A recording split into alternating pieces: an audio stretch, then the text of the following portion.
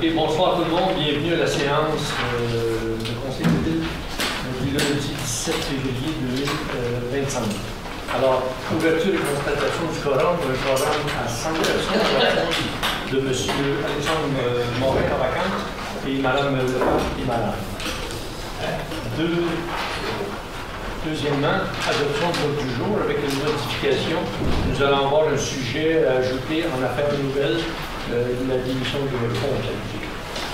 Est-ce que tout le monde est d'accord avec l'ordre du jour? Oui. Approbation des procès-verbaux, il s'agit de celui du 20 janvier 2025. Est-ce que c'est unanime? Oui. Approbation du procès-verbal de la séance extraordinaire du 4 février du 8h30, est-ce que c'est unanime? Oui. Alors maintenant, 4A, rapport du maire et rapport, je vais faire à la place de Mme Lepage.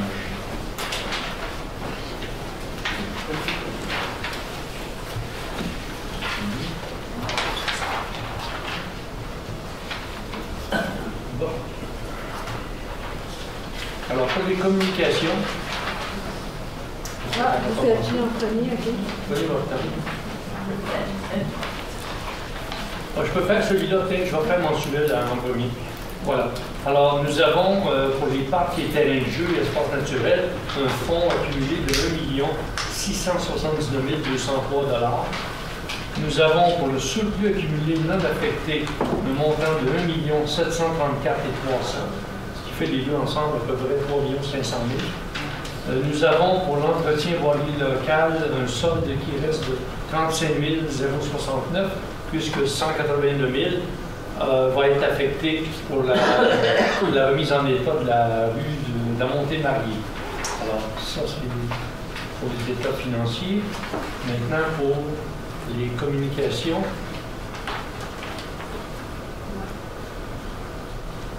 Oui. Alors, du 6 au 31 janvier 2025, 37 561 personnes ont été atteintes, 460 points d'interaction pour 117 clics. En fait, est-ce qu'on sent dans ça une progression, madame, quand on les fait chaque semaine? Faudrait que je valide avec les anciens rapports. Okay, je dirais instinctivement oui, mais pour avoir... vous allez les comparer. Ouais. 4075 photos qui ont été vues, 46 publications, ainsi de suite.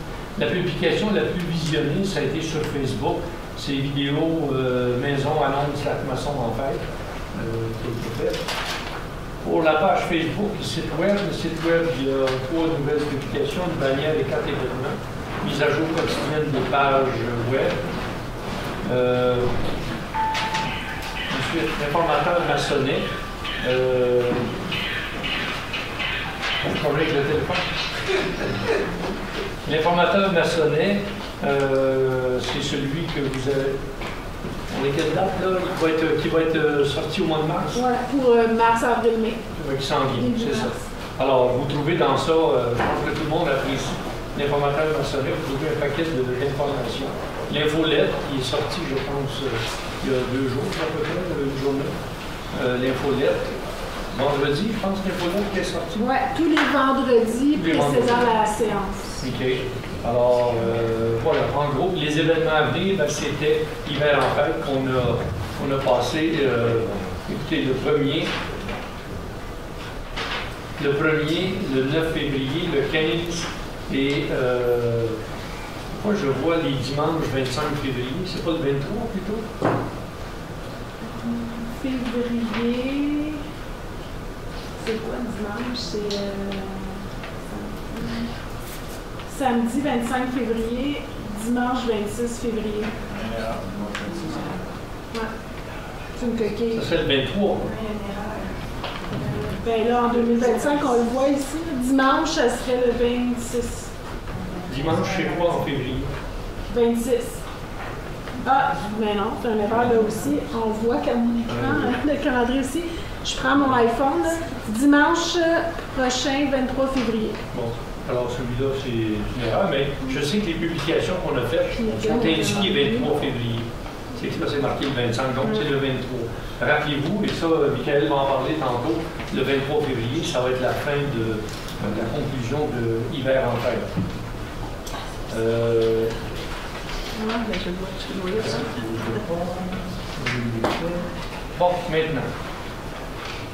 On a eu quand même 2 événements qui sont arrivés, des décès qui sont arrivés dans notre ville, qui méritent d'être soulignés. Non pas que les autres ne méritent pas, mais ces gens-là étaient plus connus. Il s'agit de M. Ronald Trudeau, qui est décédé et pour qui la famille recevra le samedi 15 mars, de 13h à 17h, à la maison funéraire Trudel, 400 rue Curé-Labelle. On s'en va à Saint-Jérôme, les condoléances. Alors, c'est un rendez-vous pour ceux qui voudraient aller souligner. M. Trudeau était un personnage important, celui qu'on appelle un peu le sage du village. Alors, c'est quelqu'un qui a laissé son empreinte. La deuxième personne, beaucoup plus jeune, malheureusement, père de 4 enfants, Patrick Fortin, qui a été un ancien employé de la ville sur différents postes en 2017, 2018, 2019. Et la famille va accueillir les gens pour recevoir leurs condoléances au Pomme Maçon le dimanche 23 février à compter de 13h. Sachez aussi qu'il y a une campagne de financement qui est publiée sur le Club Optimiste, qui est relayée aussi par beaucoup de monde et qui permet d'amasser des fonds. Alors, il y avait 4 jeunes enfants, c'était le conjoint de Joanie de Grenier. Tout le monde connaît Joanie Grenier, qui est la fille de Henri de Grenier. Alors, c'était 2 événements qui ont touché beaucoup de personnes et qui, je pense, méritaient d'être soulignés. Maintenant, il y a Roxane Turcotte. Vous allez voir, Madame Roxane Turcotte, la photo est là, on peut l'agrandir? OK. Je lis le message que Roxane m'a envoyé, je savais qu'elle aurait ça.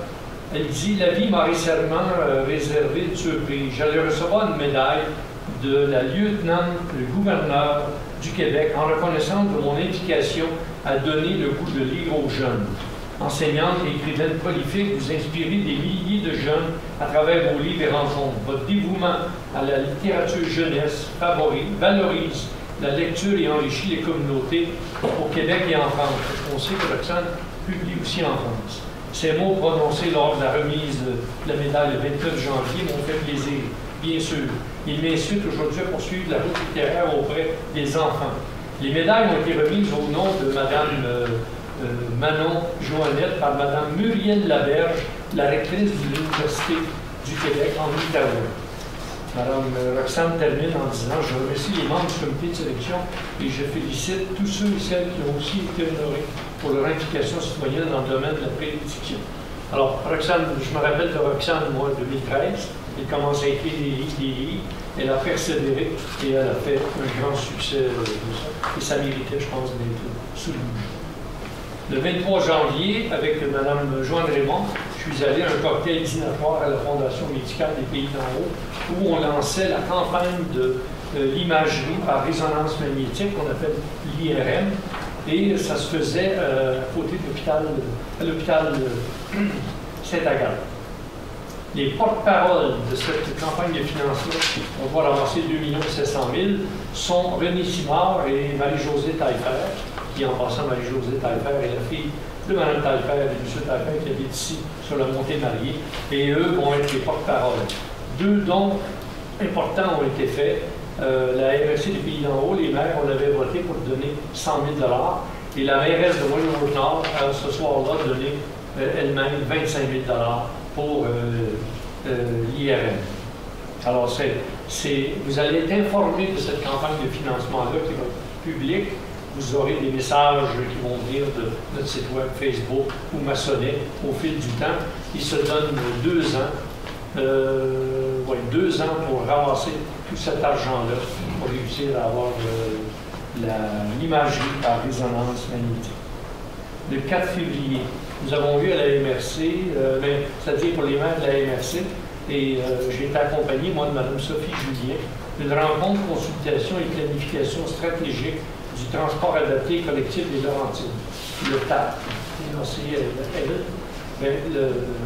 cet organisme-là essaie de donner des moyens de transport à ceux qui n'ont pas de moyens de se véhiculer autrement. un des axes importants qu'il faut reconnaître, c'est que notre MLC et les Laurentides sont traversés par la 117, la 15, la 117, et c'est un axe important, et c'est ça qu'ils essaient de regarder pour voir comment on pourrait favoriser le transport. Alors, il y a beaucoup de travail à faire encore là-dessus, parce que c'est pas facile de connecter maintenant les villes pour arriver à cet axe important-là. Quand vous partez de Wentworth-Nord, c'est loin. Hein? Saint-Adèle-d'Howard, la même chose. Le 5 février, nous avons eu une rencontre en team avec la Direction générale du ministère des Transports et de la Mobilité durable concernant les ponts de Sainte-Marguerite. Le premier pont qu'on a parlé, ça a été le pont Lionel-Bertrand, qui est à côté du casse-croûte chez Claudette, et suite aux travaux qui ont été faits. Alors, ils vont préparer un projet pour le refaire au complet. Ça ne se fera pas tout de suite, mais ils vont nous préparer quelque chose. Et ils se sont engagés à réagir rapidement. Je leur ai dit, dans 2-3 ans, on ne sait pas que ça va tenir, ça, c'est le tablier. Ils ont dit qu'ils auraient des réactions importantes s'il fallait que ça brise. Mais là, présentement, ça tient.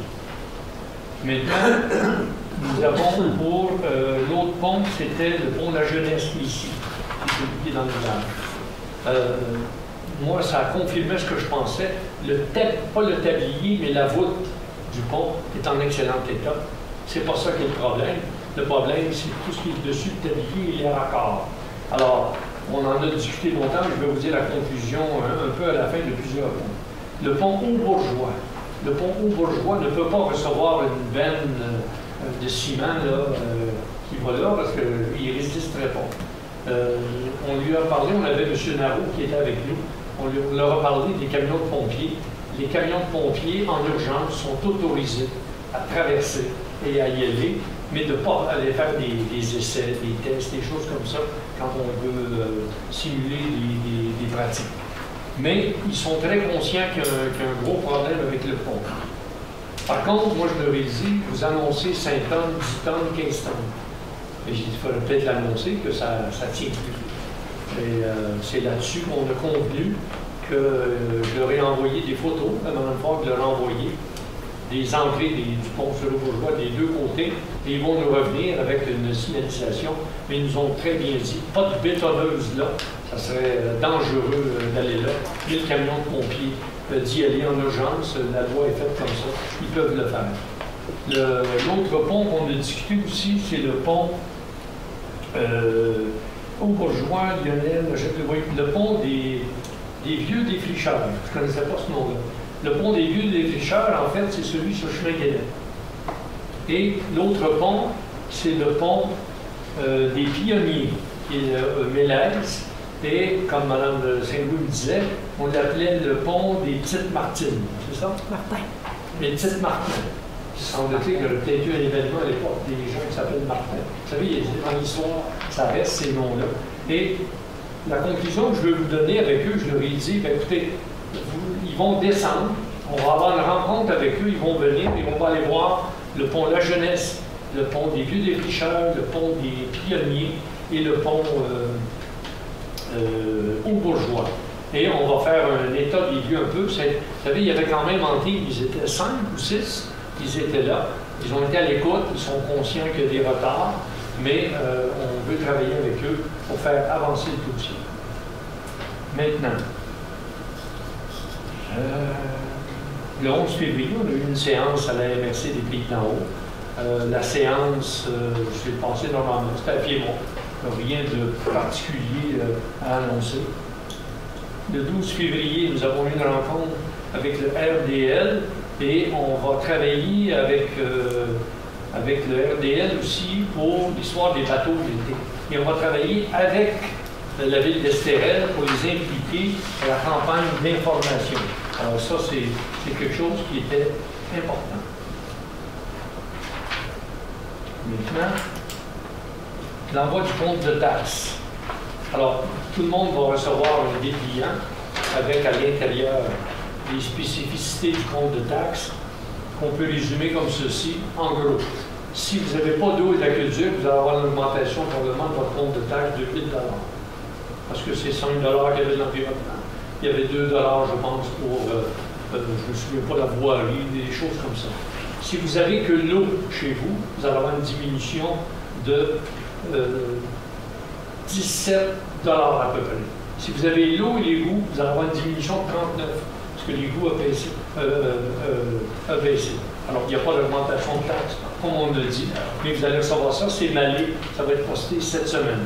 Et le premier paiement, en 6 versements, est le 20 mars 2025, et on est tenu d'envoyer avant le 20. Et on s'entend que le 20, c'est cette semaine, donc ça va être... C'est le timbre poste qui fait froid. Il y a eu un autre... Pourquoi je vous avais demandé la photo? Je me rappelle? La consultation. Oui, parfait. Alors, la consultation publique, moi je vous invite à être là le 13 mars ici.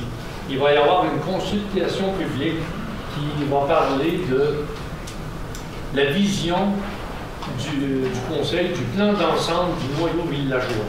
C'est Mme Julia Lianis, qui est architecte et qui est membre de l'Ordre des architectes du Québec, qui va venir présenter un paquet de tableaux. Il y aura une vidéo, il y aura des diapos un peu, je pense, qui vont nous montrer. Et on veut expliquer à la population comment on voit le développement. Ça a été la pierre angulaire de le moment le plus fort de notre conseil. On voulait mettre la ville sur la marche, mais on va vous expliquer. Alors, le 13 mars, 18h30, vous êtes tous les bienvenus. On va s'assurer et ça va être une séance d'information et de consultation où on va entendre les gens sur certains domaines qu'on veut expliquer qu'est-ce que les gens voudraient avoir.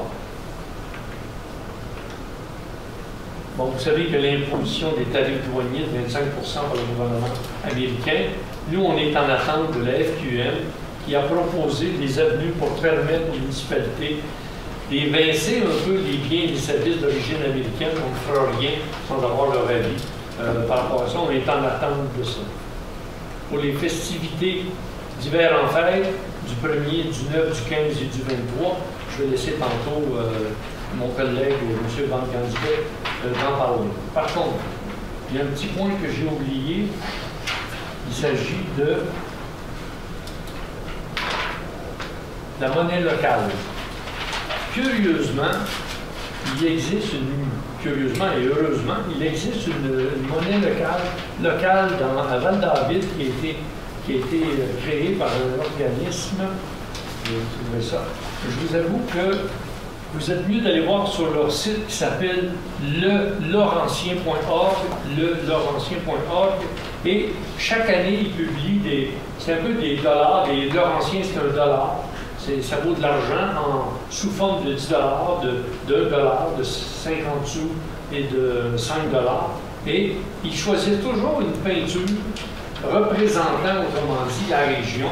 Et j'ai reçu l'appel que c'était Stéphane Bergeron qui était choisi. Et c'est la peinture qui est dans mon bureau, que j'ai achetée de lui, que j'ai donnée à la ville. Cette peinture-là, moi je l'ai achetée personnellement, mais je la donne à la ville.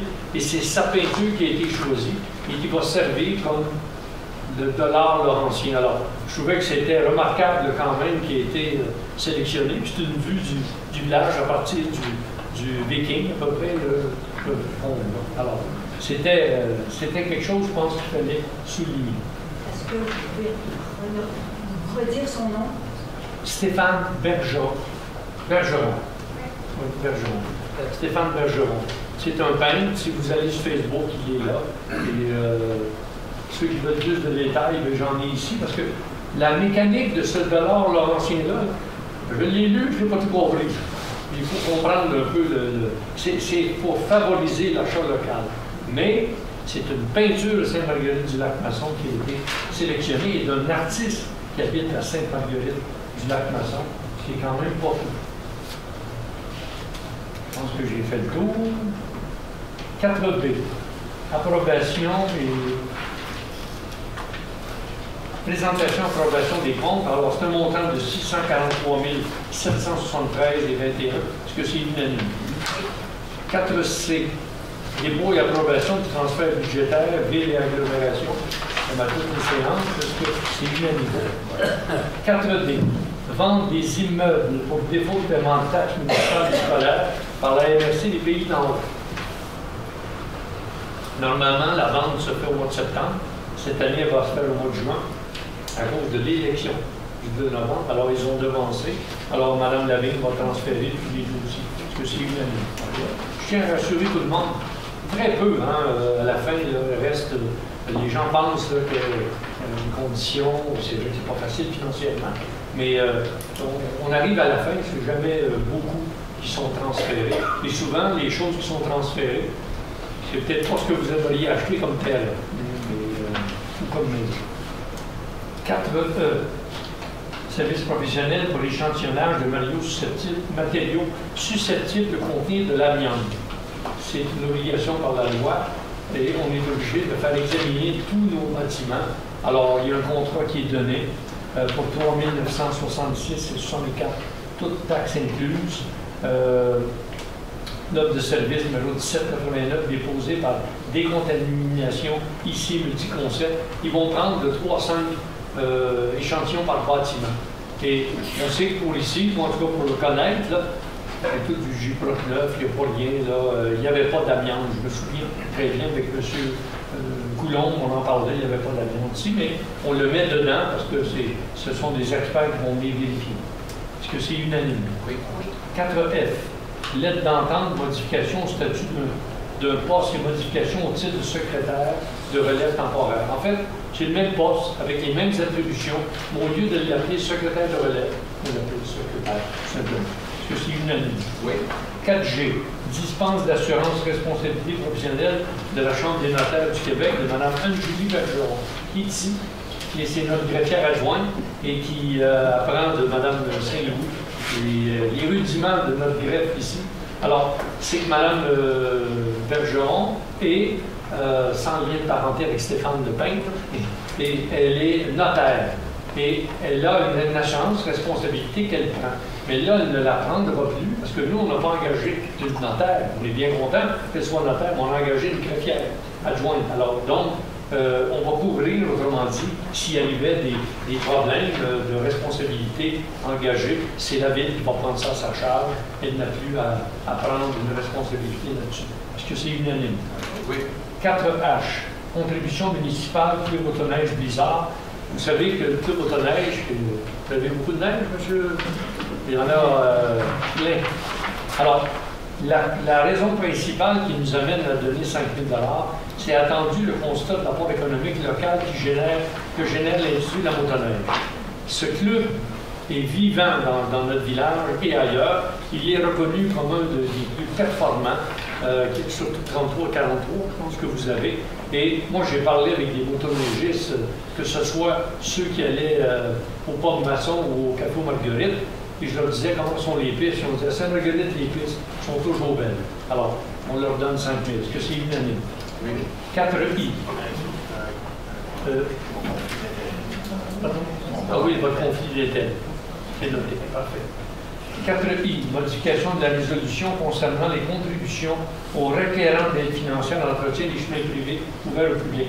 On vous avait donné, lors d'une séance avant, tout l'ensemble des chemins publics. Il y en avait un qui attendait une signature qu'ils ont eue, et il s'agit de l'Association du chemin privé de Doncaster, pour lequel les 3 746 et 24 que nous ajoutons étaient déjà inscrits dans la liste qu'il y avait à payer. C'est tout simplement qu'on le formalise. Est-ce que c'est unanime? Oui.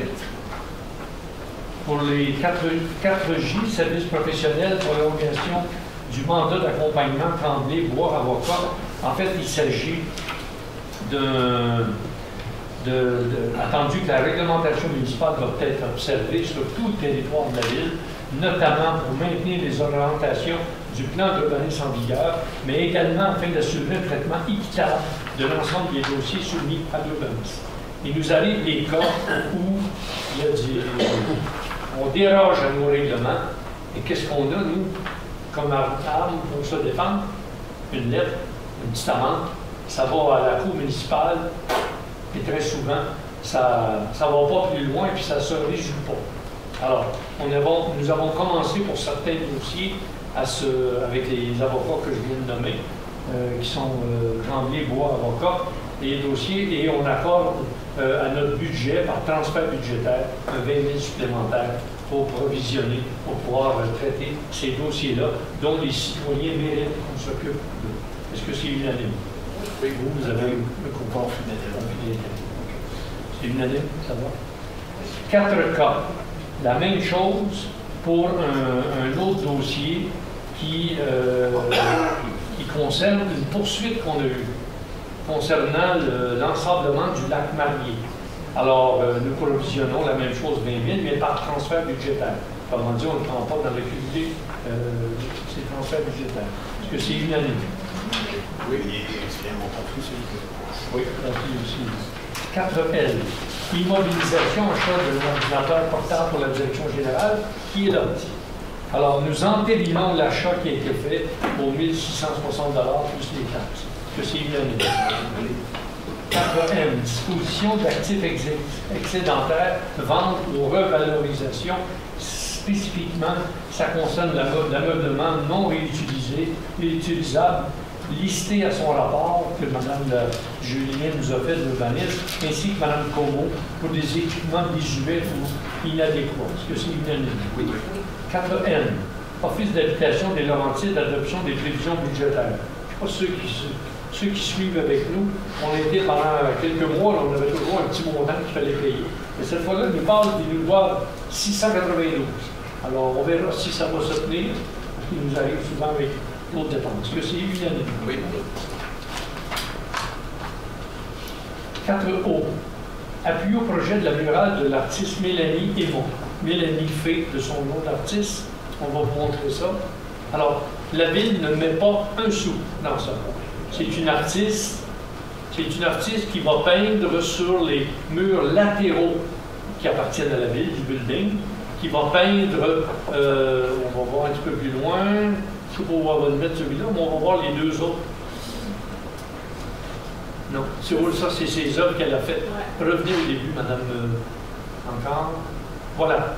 Bon, celle qui est la plus grande partie là, du dessin, va être face au marché public et celui d'en bas, va être sur le côté du dépanneur et l'autre devant le marché public. Alors, Mélanie présente un projet à la MRC. Nous ne payons rien.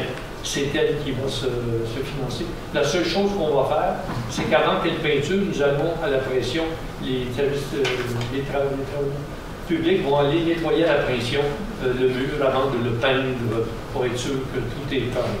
Est-ce que c'est unanime? Oui. 5. Responsable des comités, M. Baudouin pour la sécurité publique, sécurité incendie et sécurité civile. Bonsoir. Pour le mois de janvier, il y a eu 19 appels, 6 pour des alarmes d'incendie, 2 appels pour des alarmes de gaz, 5 appels pour des accidents automobiles, 3 appels d'entraide, 1 appel de vérification et 2 appels pour des installations électriques défectueuses. Donc, le total des appels, bien entendu, le premier mois, c'était 19. Premier répondant, il y en a eu 11. Ça n'a pas été détaillé, mais il y a eu 11 appels seulement pour les premiers répondants. Il y a eu des pratiques, une réunion annuelle, présentation des politiques de travail, ainsi que nos projets et objectifs de 2025. M. le maire a parlé tantôt, on a eu un aggro, comme on s'en va de l'avant avec une demande pour l'agrandissement de la caserne. C'est à suivre. Donc, tout va bien là-bas.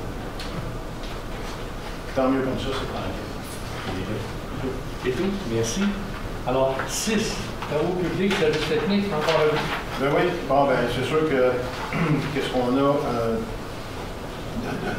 par les temps qui courent, c'est le déneigement. Donc, les opérations de déneigement un peu partout à la grandeur de notre territoire. Il y a eu l'élargissement, ils ont fait des tablettes en prévision des 2 tempêtes qu'on a eues. C'est sûr que ça crée des désagréments, on ne se le cachera pas. Là. Ils font pas ça neige un peu, mais ils font leur possible. Il y a déneigement des bombes d'incendie. Il va falloir les refaire encore, ils sont encore enterrés. Dénombrement de l'atelier, donc ils sont en train d'inventaire des pièces dans le garage, oui. Quand vous dites des tablettes, c'est l'aile de côté. Oui, c'est ça. Ouais, c'est une tablette. On va essayer d'en pousser le plus possible. Il y a des endroits où ils sont obligés de passer au souffleur parce qu'ils ne peuvent même pas faire des tablettes. Des trembles, c'est tellement étroit que quand camion incendie passe avant tout. Donc, c'est là. Entretien de la patinoire de parc-école, correction de chaussée, nid de poule. Et puis, il y a eu une intervention d'urgence, je pense que tout le monde est au courant, il y a eu un lit d'aqueduc devant l'hôtel de ville. Ça a monopolisé beaucoup de temps. Alors, c'est un peu ça ce qui est arrivé en janvier. Merci. On est bien parti pour le mois de février. 6B. Terminaison de l'emploi de l'employé RH 3074, parce que c'est unanime. 7. Urbanisme, environnement et mise en valeur du territoire, rapport des responsables du comité. Alors, c'est Mme Raymond qui va faire urbanisme et environnement. Bonsoir. Pour les permis qui ont été émis au mois de janvier, donc on en a eu 3 pour l'abattage d'arbres, 2 pour les installations sanitaires et puis 3 pour les puits. Le suivi des rencontres pour le Conseil consultatif en environnement, le CCE. Donc, le 25 février prochain, tous les membres vont assister en visioconférence à un forum sur les espèces aquatiques envahissantes qui sera donné par l'Université de Sherbrooke. Ça va être une bonne partie de la journée. Ensuite, toujours pour les marguerites, bon, je répète, on a des priorités qui sont de protéger le milieu naturel à valeur écologique élevée, priorité de protéger les ressources en eau, la lutte à l'érosion, gestion environnementale des fossés de chemin, protéger les bandes riveraines, gestion responsable en matière résiduelle, la lutte contre les espèces envahissantes et dans le cadre de la mise aux normes des installations septiques. Et on travaille sur le programme d'éco-prêt. Ça va être Mois de mars. mois de mars. Ouais. C'est bientôt, c'est pour bientôt. Éco-centre.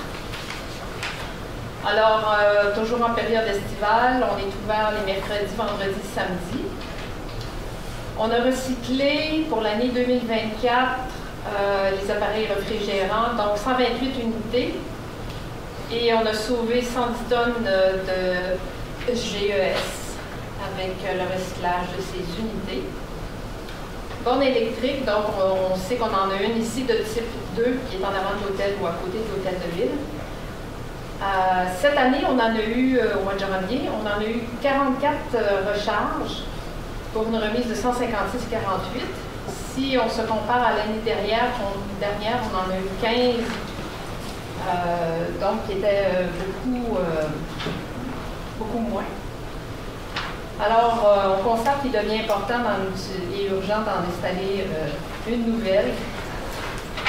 On irait peut-être dans le stationnement qui est au coin en face de la marina, pas en face de la marina, mais en face du quai. Ensuite, pour les informations diverses, on va reconduire le contrat avec la ferme Phyto pour le contrôle de myriophiles à épi cette année. Et puis, la journée vert nature, ce sera le prochain 31 mai. Donc, on va toujours distribuer des arbres qu'on passe et du pays forestier. Il y aura des kiosques, des commerçants et plus encore. Voilà pour l'environnement. Et l'urbanisme. Urbanisme. Alors, pour les permis du mois de janvier, bâtiments accessoires nouveaux et rénovation, on en a eu 3. Nouvelle construction, 2. Rénovation, amélioration, transformation, 2. Construction de chemin, 1. Agrandissement, 1. Et colportage, 1. Je sais pas c'est quoi le portage. Les gens qui viennent frapper et qui veulent vendre, qui veulent... Je ne savais pas que ça existe encore. Pour la comparaison avec l'an dernier, donc cette année, le mois de janvier, on en a eu 18 comparativement à 13 l'an dernier, pour une valeur de 1 987 et 500. Et l'an dernier, on avait eu 543 400 $, une différence de presque 1 500 000. Logement créé, on a eu 1. L'an dernier, on en a eu 2. Ensuite, pour les requêtes, les nuisances, on en a eu 2. Les rives et les littorales, 1 pour un total de 3 de reçus. Les complétés, alors pour les nuisances, on en a eu 2. Rives et littorales, 1. Permis certificat 3, végétation 1, bâtiment et usage 2, hygiène 1, animaux 1 pour un total de 10 de compléter. Et voilà. Et c'est infiniment. 7.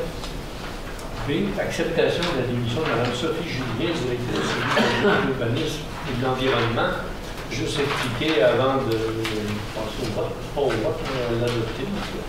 Mme Julien a travaillé ici pendant plus que 4 ans, un peu plus. Mme Julien a accepté un poste dans une autre ville. Elle améliore considérablement son sort, comme elle dit. Et on lui souhaite la meilleure des chances.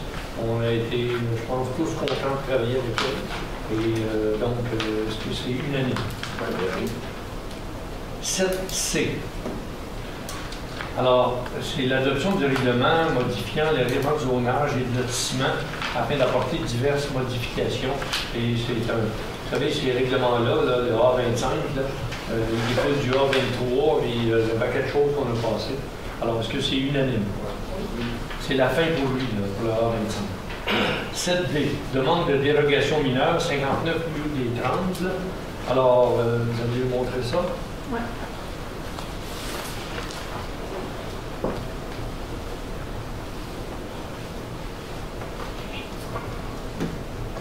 Alors, c'est ce garage-là qui est vous ne voyez pas la maison grise qui est avant.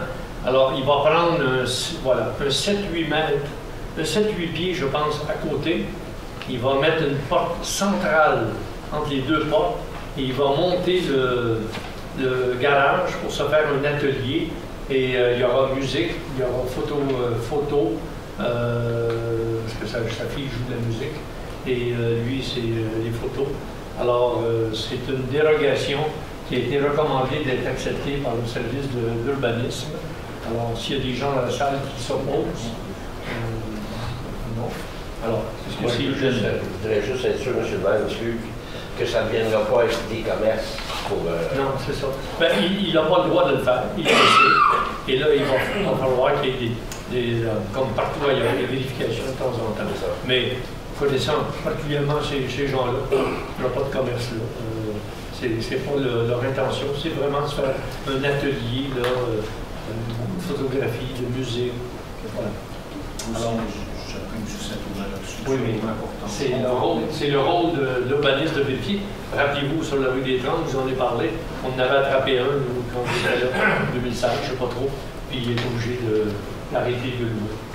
Voilà. Alors, ça a été adopté. Cette demande de plan d'implantation et d'intégration architecturale, 20 rue du Guerrier, agrandissement d'un bâtiment commercial. Alors, c'est le projet Scandic qui, en fait, a passé maintenant il a le droit de louer. Alors, il peut louer court terme ou long terme. Alors, il a décidé de louer à long terme à certains endroits. Alors, ce qu'il construit, c'est un espace supplémentaire pour mettre la laveuse, sécheuse, pour être capable de louer. Alors, le CCU est d'accord avec cette recommandation-là de lui accorder. C'est unanime. Oui. Son champ d'épuration va être conforme à toute... Il l'est déjà. Il l'est déjà. 7F. Il faut savoir que le projet Scandic a commencé en 2000, je dirais 19, à peu près 20. Là. Vous savez, c'était... ils ont bien travaillé. C'est quelque chose qu'ils ont très bien fait. 7F, demande d'aide financière pour l'installation de bornes publiques de recharge, comme parlait Mme Joanne Raymond tantôt, pour le véhicule électrique. Alors, en fait, ce qu'on demande, c'est que ce conseil autorise et mandate la directrice de l'urbanisme à préparer et à signer pour le nom de la ville une ou plusieurs demandes auprès des différents programmes d'aide financière, il y a beaucoup de financement dans ça, pour l'installation de bornes publiques de recharge électrique de niveau 2 ou de niveau 3. Le niveau 2, c'est une charge rapide, mais 3, c'est vraiment rapide. Par contre, je ne pense pas qu'on va pouvoir avoir la 3, parce que Hydro-Québec le fait, c'est eux qui les installent. Si c'est plus que quelques kilomètres seulement de l'autoroute, les grands axes, ils ne le font pas. Alors, on doit les contacter pour voir, pour leur dire, nos gens ont droit au même service. On a des visiteurs aussi qui viennent. Si nos visiteurs, on veut qu'ils viennent, il faut bien qu'ils rechargent, qu'ils repartent. Alors, on parle de bornes doubles qu'on voudrait faire dans le stationnement là, qui est là-bas et ailleurs. Là, on va voir comment on va le faire. Est-ce que c'est unanime?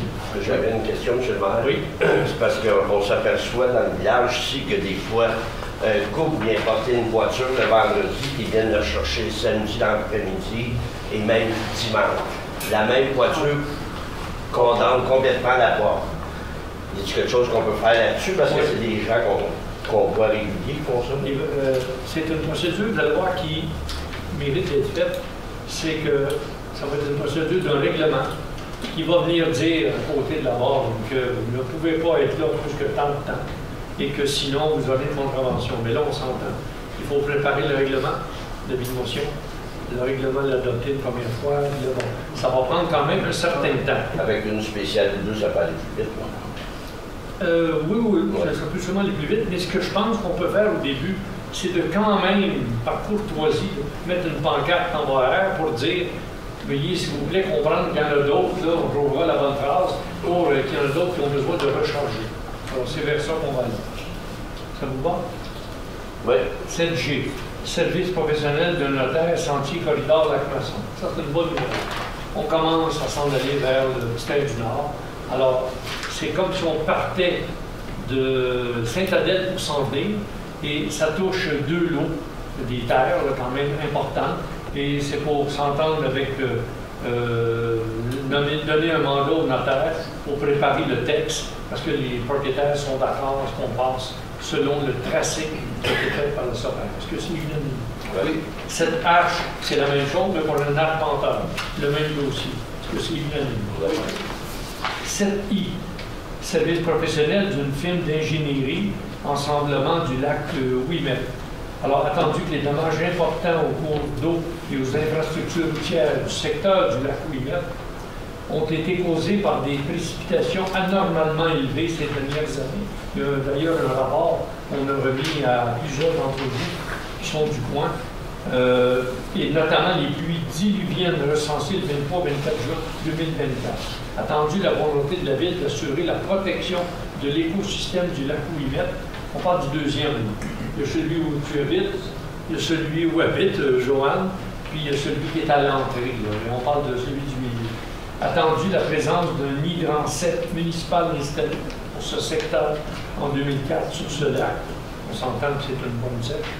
Attendu qu'il est opportun de mandater une firme d'experts, conseil en génie et en environnement, afin de proposer à la Ville des solutions pérennes, aptes à éviter les bris aux infrastructures routières municipales, de retirer les sédiments du delta et de restaurer la qualité du système du deuxième lac Ouimet.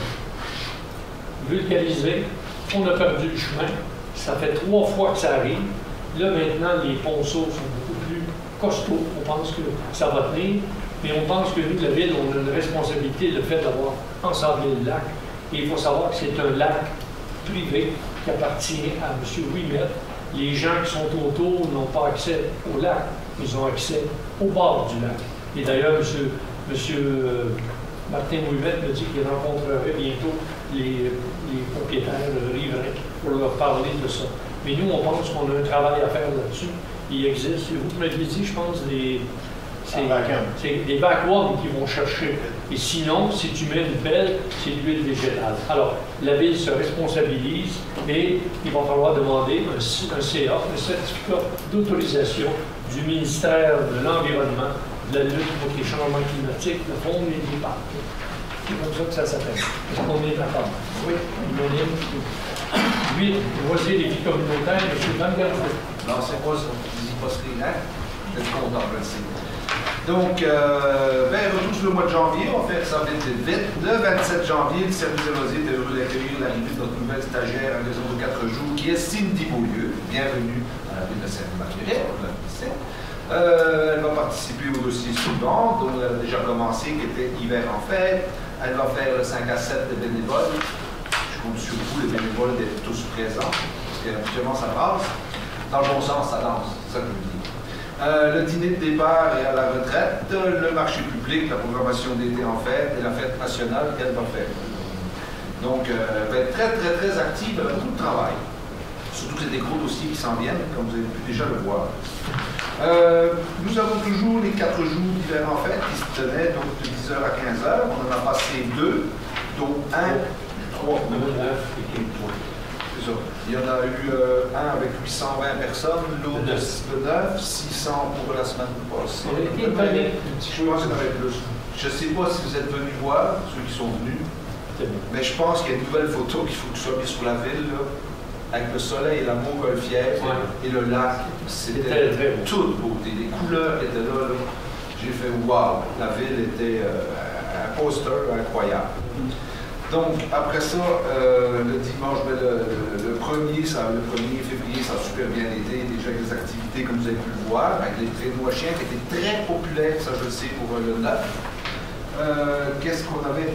La fameuse ferme, ça je ne peux plus l'enlever, je pense. Hein. Oui, on ne peut pas les enlever, la ferme, c'est comme le paradis des enfants et même des adultes. Tout le monde s'en vient juste pour voir ça, c'est une belle affaire. Nous allons avoir le dernier qui va se présenter ici, donc le 23 février, avec, là je vais vous parler de celui-là où évidemment on avait mis parce que je vois la photo, les montgolfières. Mais ici ça va être néon, donc le groupe ça va être des années 80, si vous voulez vous déguiser septembre. On met ses bottes en talons hauts qu'on avait dans ce temps-là, pantalon d'éléphant et une belle perruque. On va chanter Bookie Wop de Ben, toutes ces affaires-là, j'espère. Qu'est-ce qu'on avait dedans? On va voir le photobooth. Ça c'est beau, c'est magique, toutes les photos qu'on a amusantes. Les jeux gonflables pour les enfants, le maquillage va être là, je suppose autour de la patinoire et à l'intérieur de la location de patins. La location de patins sera là? Oui. Donc c'est important, allez louer des patins et vous amuser aussi, ça va toujours être là. Il y aura les tours de VTT gratuits avec Paradis Quad qui s'implique beaucoup dans le village et la sécurité aussi, les mascottes comme vous savez. La bibliothèque fonctionne toujours très bien. Hein? Ça va, ça lit. Rien à dire là-dessus. 309 entrées en 15 jours d'ouverture. Il faut aussi souligner le beau travail qu'elle a encore fait, José, sur les enfants qui peuvent aller lire pendant les fêtes qu'on a fait. Les 3 jours, elle s'implique les enfants, ils peuvent faire des bricolages. Je les ai vus ce week-end, c'était vraiment magique de les voir s'amuser. Qu'est-ce qu'on avait d'autre? Les heures des bénévoles, 99,25 heures.